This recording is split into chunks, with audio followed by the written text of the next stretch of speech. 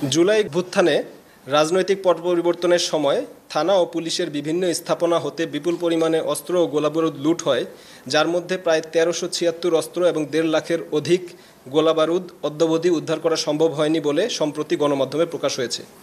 ফলে সুষ্ঠু নির্বাচন প্রস্তুতকালীন স্পর্শকাতর এই সময়ে জনমনে আশঙ্কা বিরাজ করছে।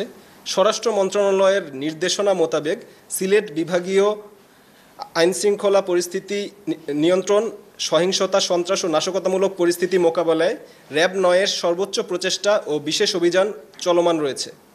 গত ৫ই আগস্ট ২০২৪-এর পর থেকে অদ্যাবধি র্যাব ৯ সিলেট বিভাগ ও ব্রাহ্মণবাড়িয়া জেলার দায়িত্বপূর্ণ এলাকা হতে সর্বমোট ২২টি দেশীয় বিদেশি আগ্নেয়াস্ত্র, ৯৩ রাউন্ড গুলি এবং প্রায় ৩৪০০ গ্রাম বিস্ফোরক এবং ১৮টি ডেটোনেটর উদ্ধার করেছে, যা সর্বমহলে প্রশংসিত হয়েছে এবং সিলেট বিভাগীয় আইনশৃঙ্খলা পরিস্থিতি নিয়ন্ত্রণে গুরুত্বপূর্ণ ভূমিকা রেখেছে। গতকাল গোপন সংবাদের ভিত্তিতে আমরা জানতে পারি যে মৌলভীবাজার জেলার কুলাউড়া থানাধীন সম্মান গ্রামে জনৈক মুক্তাদিরের বাসায় বিপুল পরিমাণ দেশি বিদেশি জাল টাকা এবং আগ্নেয়াস্ত্র মজুদ রয়েছে।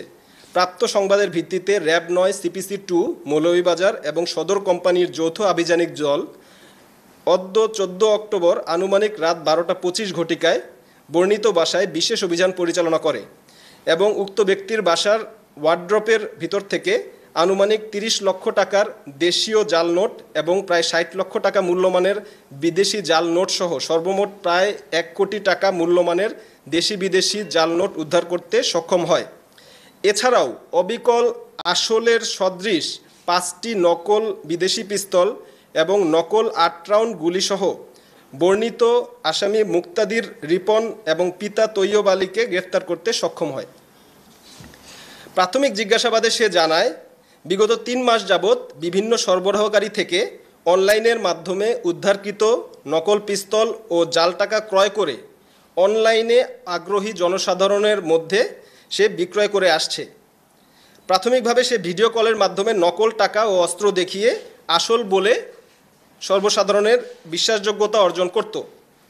পরবর্তীতে কিছু ক্ষেত্রে কুরিয়ারের মাধ্যমে নকল অস্ত্র ও জাল টাকা সরবরাহ করত, কিন্তু বেশিরভাগ ক্ষেত্রেই সে নকল কুরিয়ার ডেলিভারি স্লিপ নিজেই প্রস্তুত করত এবং সেগুলি অনলাইনে হোয়াটসঅ্যাপের মাধ্যমে অথবা অন্যান্য সামাজিক যোগাযোগের মাধ্যমে প্রদর্শন করে অগ্রিম টাকা নিয়ে ফোন বন্ধ করে দিত।